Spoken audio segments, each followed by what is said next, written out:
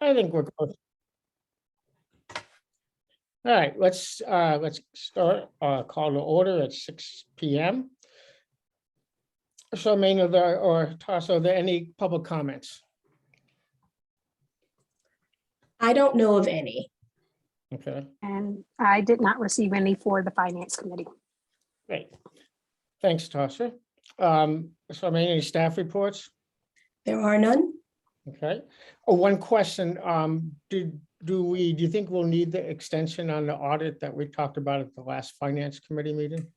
I'm not sure, but we're going to go ahead and apply for it like now, I remember simply that. because we just want to be, we don't want to wait until the last minute. And if they have like this mad pile up, stressing ourselves out even further, waiting on a response. We're still plugging away with the hopes of being able to be completed for the December 31st deadline, but we just went ahead and it should be done this week. The audit or the request? No, the request for the extension. I got some feedback from OPM on their new fancy portal that they need me to use for this stuff. It's gonna take twice as long, because fancy usually means often. I didn't say that, but there's a training on how to use the new aspects of the portal. So I'll be doing that. And I saw this morning that they want those extensions to go through that, as well as be produced by the auditor of record. So this is going to be interesting. So I'm glad we're of the mindset to do it sooner rather than Yes. later. All the more important. Okay. So approval of minutes from the October 18th meeting. I move to approve the minutes. Second, Okay, Al moves, Ben second, seconds, all in favor, aye? aye. Aye, okay, so unanimous. Okay. And we don't have any old business, new business. Let's go straight to Ms. Michelle Lambert. And thank you for joining us tonight. It's, All right. we look forward to being able to see everyone in person, but it's very nice to be able to do this now. All right. Thank you. I'm just going to share my screen.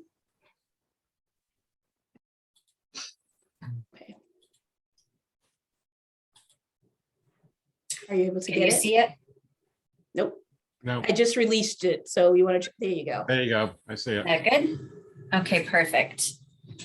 All right. So what we're doing here today is just, I'm going to give a real brief history and highlight of the assessment process in Connecticut. Any of the topics that we cover here, I can spend hours talking about. So I promise not to do that to you. This next slide that I'm going to bring up here is my contact information. So Rochelle, can I just interrupt you for a quick second? Yep. Rochelle Lambert is the town assessor for and has been here for about a year. So I don't know that you all knew who the town assessor was. And she's only been here for 12 months. And I know there's so many of us newbies coming into the fold, but I thought that it might be nice, especially knowing kind of what today's schedule looks like for what you have to tee up for town council, and knowing that I was not going to be bringing quarterly financial statements until next month. I didn't want to lose out on another opportunity to just kind of share what finance is doing. So Peter and I kind of chatted about what we could do during what we would call an abridged finance committee meeting before the swearing in of the newly elected town council member. So that's why she's here. I thought it would be a nice, easy slide in for her. She would be able to introduce herself to you, as well as provide some insight as to what's happening at the state level. And also, you know, again, another opportunity for staff to get in front of the council members, especially when they're new. Thank you, thank you. And a belated welcome to Mansfield. Thank you very much. And Mayor Marianne has joined as well, Rochelle. Okay, thank you. Thank you.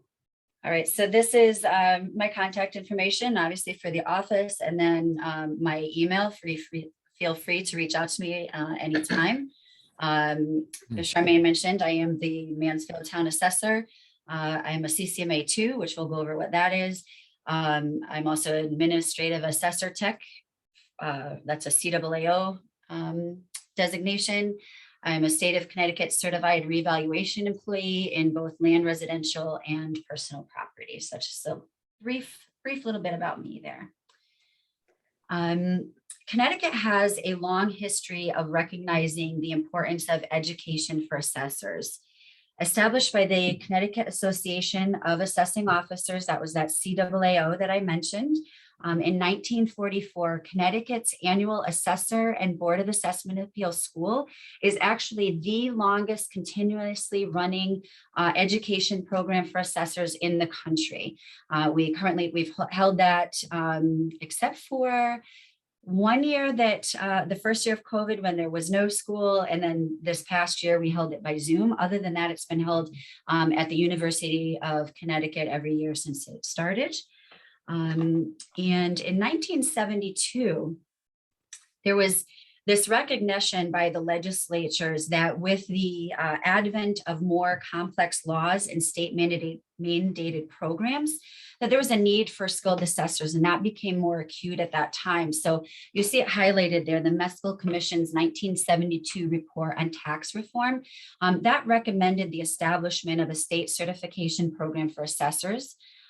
That was the catalyst for passing of state legislation in 1974 that created, it's called the Certified Connecticut Municipal Assessor Committee, or CCMA for short. That's regulated in the regulations of state agencies, section 12-40A. It's a seven-member committee. They're appointed by the Office of Policy and Management, and their duties are they're responsible to establish these programs and procedures for the training, examination, certification, and recertification of assessors in Connecticut.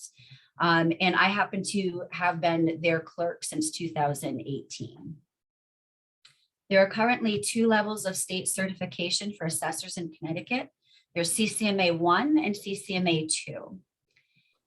A CCMA 1 assessor, that would indicate that the assessor is qualified to value residential property, personal property, motor vehicles pursuant to Connecticut law, to oversee the townwide revaluation of real property every 5 years, to administer all federal, state, and municipal exemption programs, to file state reports, and to sign the town's annual grand list. A CCMA 2 designation indicates that the assessor is qualified to value commercial property in addition to the foregoing. So basically what your CCMA 1 and 2 indicates that this assessor knows how to read and interpret the laws relating to the assessment and assessment appeals process and follows them. And to maintain their assessor certification, the assessor does have to continue to participate in continuing education programs. And all of the quotes and things that I kind of went over here with you right now are actually excerpted directly from the CAAO website on the assessor certification page. There is a section, an article, history of assessor designations. So you're welcome to check that website as well. The assessor is responsible for the fair administration of the property tax system locally. We're wholly reliant on personal property taxes to fund our local programs, including fire, police, all of them really, and to avoid unnecessarily burdening one taxpayer to benefit another. As assessors, we kind of liken it to going out to a restaurant night. You have that one person at the table that takes the bill and says, okay, you had this, this, and this, and you had that. So this is what you owe, and this is what you owe. So instead of doing it with food, we do it with real property, personal property, and motor vehicles. But it's that similar concept. Of course, we do get that person that says, wait a minute, my value is not worth that, or it's only worth this. I shouldn't have to pay that much. But then they go to sell it and all of a sudden it's worth a lot more. So, we understand that there's nuances to it, but that's essentially the short version of what we do. The International Association of Assessing Officers states that the assessor is responsible for discovering, listing, and valuing all taxable property. This may include real and personal property. And in Connecticut, we also, as assessors, are tasked with valuing and listing all exempt property as well. And that's kind of unique to Connecticut. We're going to use various methods to discover that property, whether it be by building permits, aerial photography, MLS listings, all of those things. And really our main goal is to ensure that fair and equitable taxation for all of Mansfield's taxpayers. I'd like to just point out this little statement right here, which is state law dictates every facet of the assessor's office. Most of the assessment statutes are found in Title 12, Chapter 203 of the Connecticut General Statutes. There are very few discretionary laws that are written in this chapter. Most of the laws pertaining to assessment practices include the language shall versus may, although there are some that do. And Connecticut law is also clear in granting the authority to value all property within the corporate limits of the municipality to the assessor solely. The Connecticut General Assembly meets in January to May or in February to June in odd or even number years. They're due to start their short session on February 7th of 22. And part of the CAAO has a legislative committee, and they're tasked with tracking what's going on. They hire a lobbyist usually every few years, and they're just seeing what's happening, what's being brought up at the Capitol, what may or may not affect, the assessment process, so that they can pass that along to, our municipal leaders, and then also, to the assessment community as well.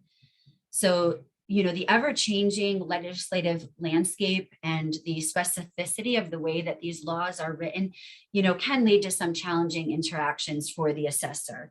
Whether it be local policies or ordinances that were established like a really long time ago, and now state law has changed so much that they're just outdated or they don't coordinate. It can pose a conflict, but it's really not that huge of a deal, because just know that state law is going to supersede that local law. There could also be an instance, another challenge is, when I mentioned that we're under state law. So, that taxpayer comes in and they filed their personal property declaration late or their income and expense form late, and the law says that the assessor shall apply a penalty. Well, that is not discretionary. So that means that in order for the assessor to continue to operate within the confines of the law and not break the law, that assessment penalty has to be put onto the account. So that means we have to deliver bad news, which we don't like doing. We are very nice people, but sometimes our hands are tied, and we do have to do that. We come to revaluations is the next slide. And I'll be honest, I'm going to intentionally keep this section very brief because it is something that it occurs every 5 years in Connecticut. It is administered by the assessor's office. This revaluation is a mass appraisal of all of the real property within the town. And what we're trying to do is align all of the town's values. Again, we're going for that fair and equitable taxation. So we're trying to align it to whatever that snapshot, that current market value is at the time. And what the assessor is essentially doing is we're extrapolating the data, sales data from the marketplace, and we're taking it and we're processing it and we're looking at it and we're saying we're developing these cost models and algorithms that's going to help us and aid us in valuing this universe of properties town-wide. So Mansfield did one for the October 1, 2019 grand list, and our next one is scheduled for October 1, 2023. So that will be the time that the assessor's office, myself, is going to put out notices, news releases, press releases, give a presentation publicly about the revaluation process and what happens, and kind of go into a little bit more detail to specific what's happening in Mansfield, which company we're, enlisting to help us with the revaluation, because it's a labor intensive process. And, we usually have to contract outside because there's just not enough people in the office to, do it just in-house, so to speak. The appeals process I naturally. just had one quick question. I'm sorry, Russell. Sure. I'm just Yeah, no problem. on, is it 2023 or 2024? I'm just thinking 5 years from 2019, 2024. 24. Okay, great. Yeah, it's Okay, 5 thanks. years. Yep. We'll put it out to bid in 2023. So you'll start Right, hearing. yeah, more okay, about it. that But makes yeah, sense. but that is typed wrong on the other page. That's fine. That's fine. Just want to make sure I understood. Yep, no problem. So the appeals process usually does follow the conclusion of the reevaluation most often. Because once the reval is over, then assessment notices are mailed out to all of the real property owners in town. These notices are going to have the property location, the property owners, they're going to have the prior year's assessed value on it, and then the current new revaluation value on it. And they're also going to explain the means that that taxpayer, that property owner can schedule an informal hearing to discuss this new updated value that has been applied to their property. At this informal hearing, the taxpayer can bring up additional information pertaining specifically to their property that may not have been known to the revaluation appraiser, to the assessor. And conversely, the property owner can receive additional information back from the reevaluation appraiser or from the assessor that they may not have been aware of either. So that informal process is a really great way to just open the dialogue, have a discussion, answer questions, and get more information. The result from the informal appeal could be a change in assessment, and that happens quite frequently. Again, when we're doing the revaluation, some mass appraisal. So we're going through all properties, all at once. And this one might have, specific nuances that hadn't been factored in or considered. So if there is a change in assessment from or not from that informal hearing, the taxpayer is going to receive notification of what was or was not done. And then the taxpayer has a right to continue in the appeals process. So if they still feel aggrieved, they still feel like this value is wrong, then their next opportunity is that they are going to file a written appeal petition to appear before the Board of Assessment Appeals. The real important thing about that is that there is a state filing deadline requirement to get those written appeal petitions in. And if they miss that deadline, then they do waive their right to appeal their assessment for that entire tax year. But there's nothing to preclude them from filing the year after if they so choose to.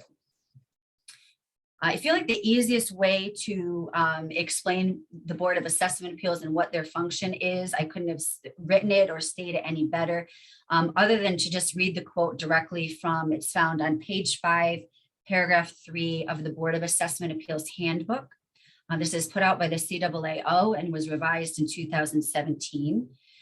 Basically, it just says the BAA is an official municipal agency. It is designed to serve as an appeal body for taxpayers who believe that the town or city assessors erred in the valuation of their properties or erroneously denied them exemptions. It is important to note that the BAA is not an assessing agency. It does not value taxable property, as that is the function of the assessors. Its purpose is best explained by the word review, which is formally in the title. To review assessments, board members must have an understanding of the 3 approaches to value which are used by assessors and real estate appraisers in mass appraisal. It is a review body and as such serves independently of assessors. In most cases, the BAA operates as an intermediary between the assessors and the courts. In Mansfield, as you know, there are 3 elected officials to the BAA, and they serve 2-year terms. Appeals stemming from the assessor's valuation of real or personal property and supplemental motor vehicle accounts are held during the month of March. And again, that requires that written appeal petition. Registered motor vehicle appeals are held during the month of September and do not require a written appeal petition by law, but many boards of assessment appeals do like to get in a written application so they have an idea of what's going to be on their docket. Once at a BAA hearing, the aggrieved taxpayer is going to be sworn in, and then that is their time for them to state their case, to give the evidence to the board members on why they feel that their assessments should be changed, usually lowered, or why they think that they should have been granted an exemption that they were not granted. At that time, the BAA members can ask clarifying questions or for additional information from the taxpayer. Additionally, the BAA would also contact the assessor either before or even after the appeal hearing to gain specific information regarding not only the assessment process itself, but also maybe specific to that property. You know, what's the history, what's the backstory, what's the dialogue that's or exchanges that have taken place heretofore. Once they have completed the appeal hearing itself and they've gathered the evidence and they feel ready to, they're going to deliberate on that, and then they're going to make a judgment. So they're going to decide either to increase the assessment, to decrease the assessment, or to do nothing at all. And then they have to notify the taxpayer in writing within 1 week of making that judgment. Rochelle, I think someone had a question. Oh, there you go. Sure. I'm sorry, I can't see anyone other than one at a time. It's me. I'm Tony Moran. Hi, Tony. We've heard some rumblings from members of the Board of Assessment Appeals, and I'm not quite sure I understand their jurisdictions. I want to pose a hypothetical, which is actually a historical hypothetical. A number of years ago, a number of homes received substantial increases in their assessment because it turned out that in prior years it had been assumed that the level under the peak of a cape was uninhabited, and it turned out that in fact that area would, in many of those houses, had been turned into bedrooms. And when the assessment, the new assessor, whoever it was, went in, all of a sudden they went from a 1-bedroom to a 3-bedroom house, and the assessment went way up. Now, during that period of time, people went to the assessor directly to appeal, and my recollection is that the assessor provided a great deal of help and explanation. On a couple of occasions revised the assessment, on other occasions did not send them to the Board of Assessment Appeals. But the majority of the corrections were made directly with the assessor without having to go to the Board of Assessment Appeals. So I'm wondering, where do you stand on at what point your office can make a correction without actually entering a formal appeals process? Sure, absolutely. There are different statutes that govern what we do. So, as I said, there are some discretionary statutes and some non-discretionary statutes. There's also statutes that say that if an assessor makes a mistake or a clerical error, they can correct that. They can go back 3 years and fix that. Whether it was, their fault, staff member's fault, taxpayer reporting something improperly, it can be corrected.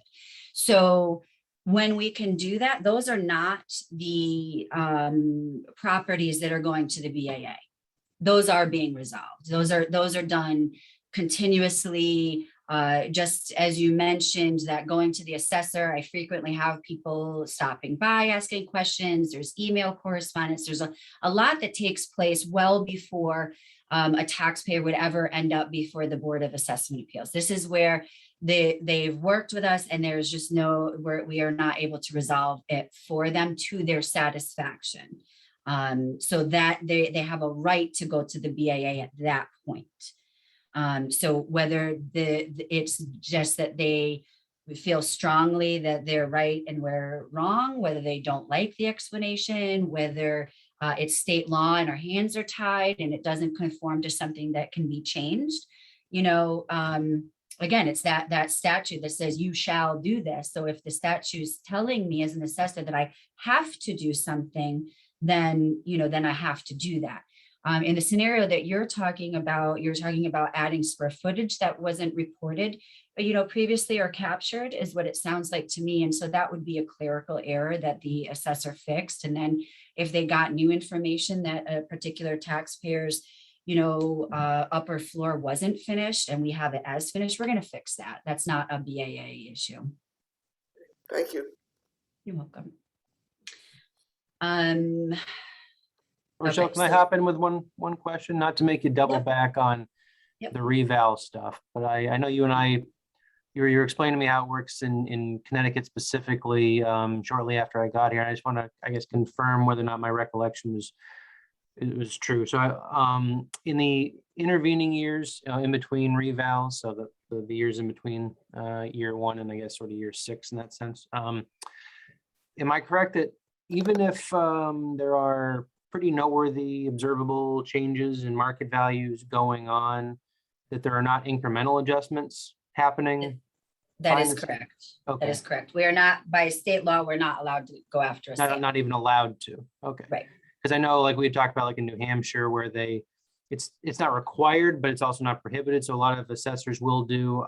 There's probably another term for it. I'm going to call it incremental adjustments, so that by the time you get to the reval, it's really not a whopping change in overall values one way or the other. It's pretty much Right. smoothed out. But in Connecticut, you're saying it has to be that way. So, That is correct. And, there are some states that do reevaluations every year, but the majority of those states are not taxing personal property or assessing and taxing personal property or motor vehicles. So, so a lot of states do it very differently, but in Connecticut, there is a, state law says that we can't go after the sale. so if a property, let's say market changes and the property is double what it would have been worth a year ago, the only changes you might record would be like if they were, building an addition on their house or something like That's that. correct. Okay. Yep. Yeah. Thanks. Or if we saw something that was, really wrong on the card, wrong that's where about we're going to the- go in and we're going to fix it. We're going to make a correction, right? Right. But we're not going to go after something just for the market value. That's only done at revaluation. Got it. Thanks. Yep, no problem. So the next step in the appeals process are your Superior Court appeals. And so what that is that's after meeting with the assessor, after going before the BAA, or in the case of commercial properties that are valued over $1 million, usually the BAA doesn't hear those just go directly to Superior Court. Then that taxpayer who still feels strongly that their value is wrong, they can go and they can file an appeal in Superior Court. They have to do that within 60 days of the BAA's judgment notice. I just want to mention too that the number of cases that end up in Superior Court are a really very, very small percentage out of the total number of properties that are valued by the assessor, and that they most frequently occur after revaluation. Also, they're most typically commercial property tax appeals as opposed to your residential property appeals. And that mostly has to do with the cost of, associated with filing in Superior Court, and also the dollar amounts that you're talking about. Unfortunately, it's not usual for the same commercial property owner to file an appeal after every reevaluation. That's definitely been seen. It was especially problematic for Connecticut assessors for a number of years. There was a judge that was presiding over these cases who had a reputation of really strong arming is a nice word to put it, to be honest with you, of strong arming assessors into reducing values, really just going before them and saying, all right, you're here and the plaintiff's value is here. Let's split it right down the middle and move this along.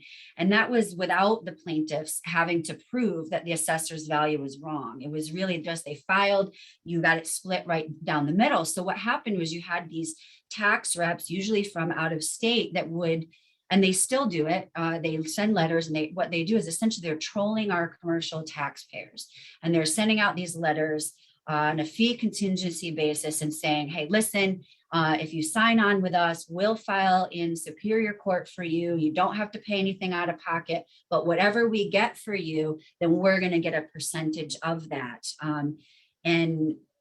So that just ends up being, costing the town a lot of money, and all of these frivolous lawsuits being you know, put without, you know, any reason for it. So, you know, the unfortunate part about that situation having gone on so long is that old habits are really hard to unravel. So you have a system that's been in place for a while of just filing, getting settlements, and then having, you know, attorneys that aren't, you know, prepared to go to trial all the way because they've just had to settle it, and really getting everybody on board with like that. Listen, this isn't a good idea.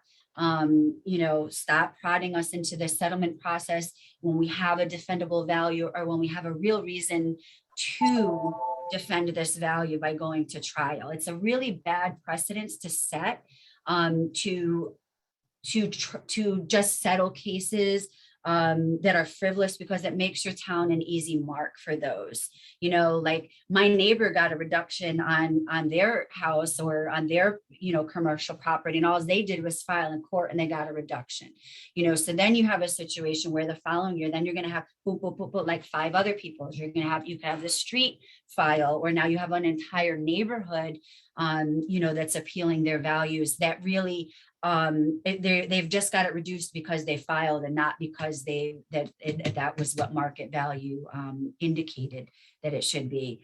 You know, I also mentioned that we monitor legislation. So one of the raised bills in the Capitol and with the sessions and the things that they had to approve, it kind of got pushed to the wayside, but we expect to see it again next year, is legislation that requires the plaintiff to submit an appraisal report within 90 days of filing their appeal in Superior Court. And the reason for that is to weed out those tax reps, to weed out those frivolous appeals and cases, because, you know, appraisal report on average is about a $6,500 expense. So this is really going to say, all right, you know, this is the case that we have to look at. And then it gives, again, that other backup to, you know, give evidence to the assessor that says, well, hey, wait a minute, maybe you aren't looking at the whole, you know, the whole backstory here. Or it also says to us, well, no, that you're incorrect, because this is not the way that,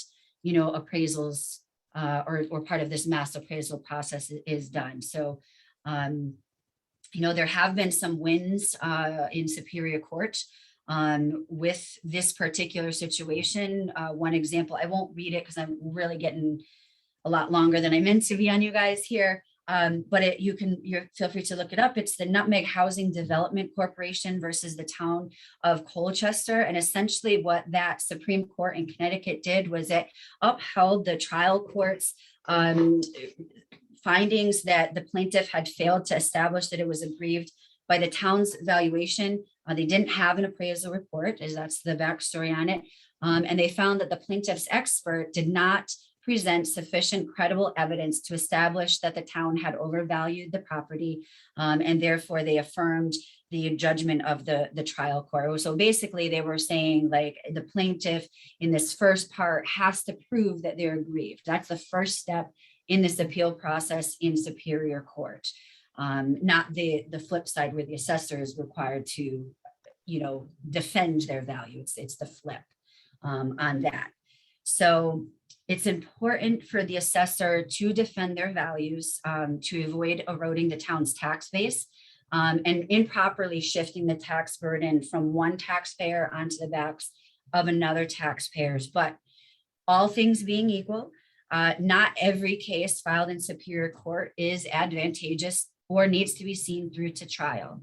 You know, as I previously mentioned, the cost of litigation, the filing fees, the attorney fees, the expert witness fees, the appraisal reports, et cetera. In some cases, they make that cost prohibitive to try those cases when the fees and what it's going to cost far outweigh what, you know, a settlement impact would be for tax bases. So, you know, other considerations for reaching a settlement agreement would be, again, that new evidence being brought forth that was previously unknown to the assessor, and that lead the assessor to say, you know, this value should be adjusted.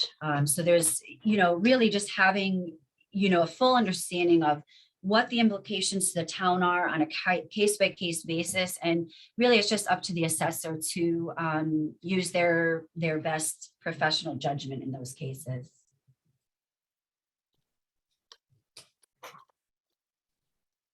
So that's all I was going to put out to you. I don't know if you have any questions.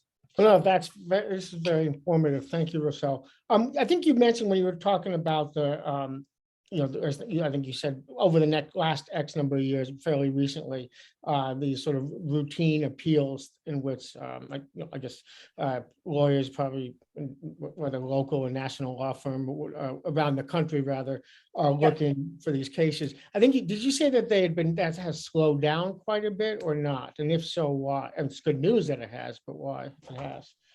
I wouldn't say that that has slowed down per se of the filing. I still think that the tax reps are still out there.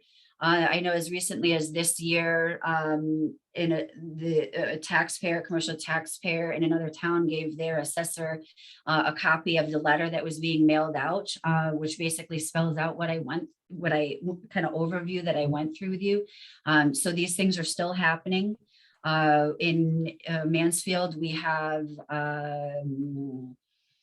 let's see, there's a number of apartments that were managed by this one particular management company. And I don't know if it's like 6 or 8 counts, but it is that tax rep that, reached out to them, and the taxpayer has no out-of-pocket expense. So they didn't have to pay for any of the filing fees, none of that.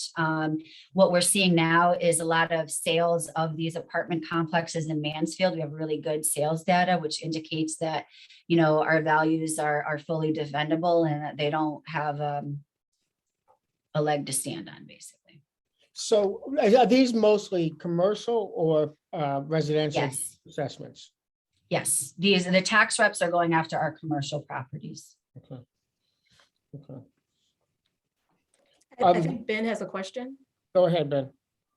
Thanks. Hi, Rochelle. It's nice to meet you. Thanks Hi. for this presentation. You too. I professionally have done a fair amount of work in the legislature around a particular property tax exemption. And so I'm familiar with CAAO and their legislative process. And so just sort of full disclosure on that issue, or what has to do with charitable property and its exemption. For so a few things. First, I just this Ryan sort of knows about this from the CCM perspective, but just making sure that as legislation comes up, that we go through whatever our sort of official process is. If the town of Mansfield is going to take a position on things, I know there's been legislation in the past to outlaw, for example, the collection of contingency fees for those commercial cases, which of course you would imagine, the Connecticut Bar Association is not a big fan of. And there's also been legislation in the past that you mentioned around the appraisal.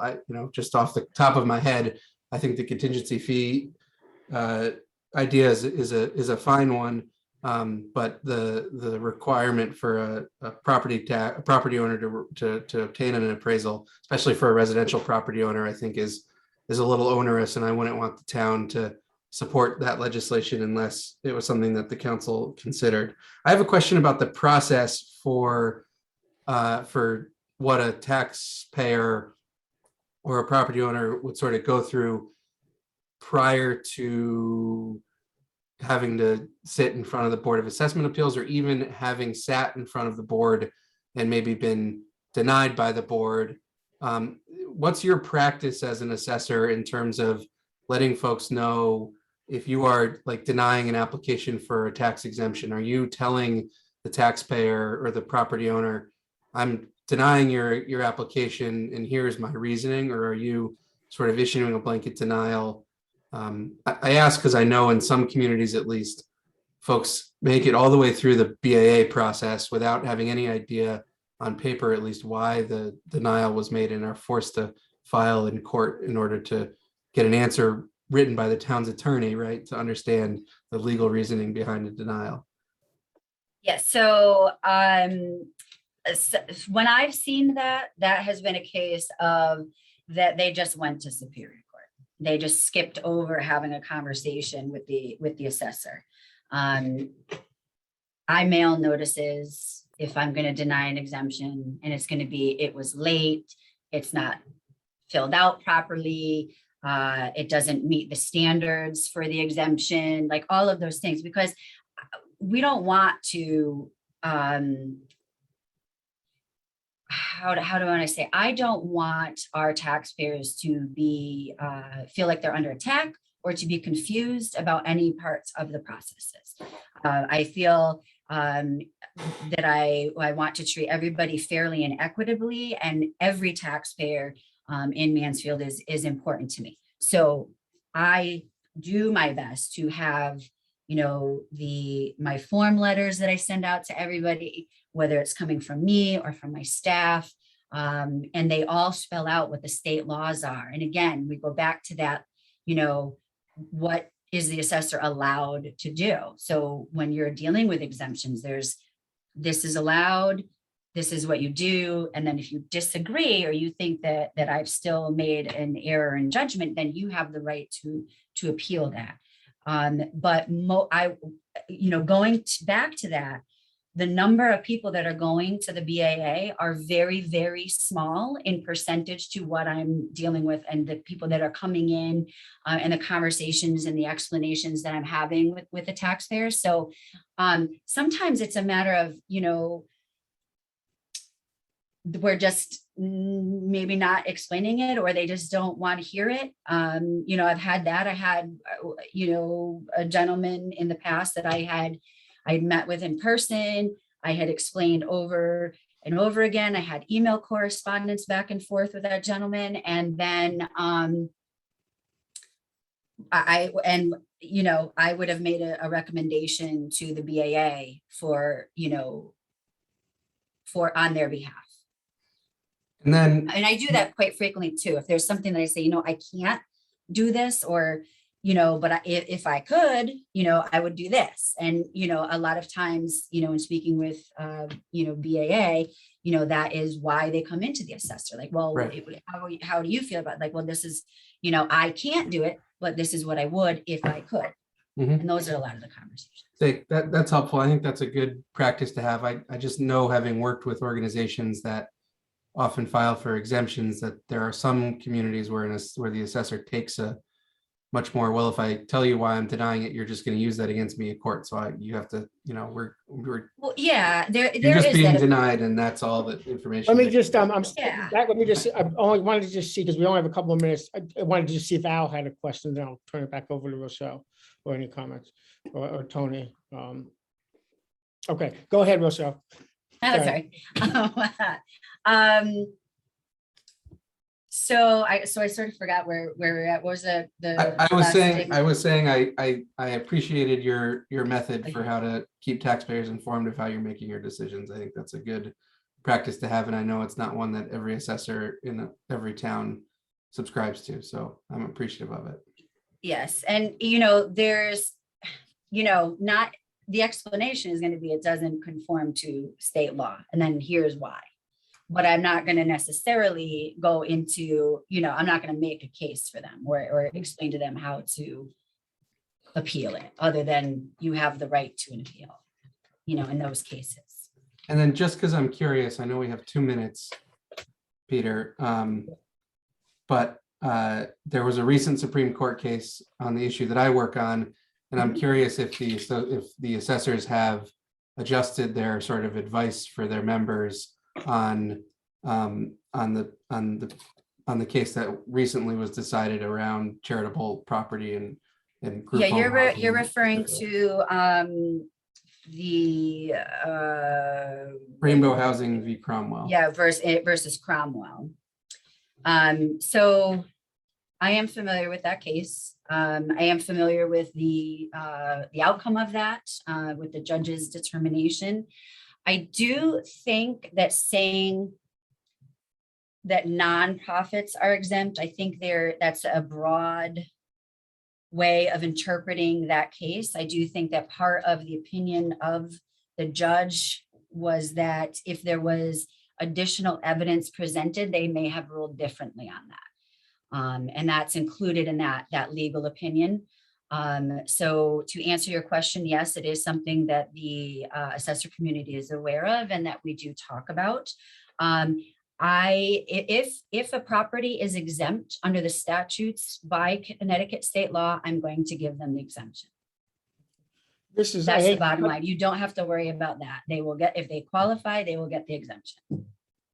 I hate to cut this out because this is, I know other questions and things, but we now have to get sworn in just like another minute or so.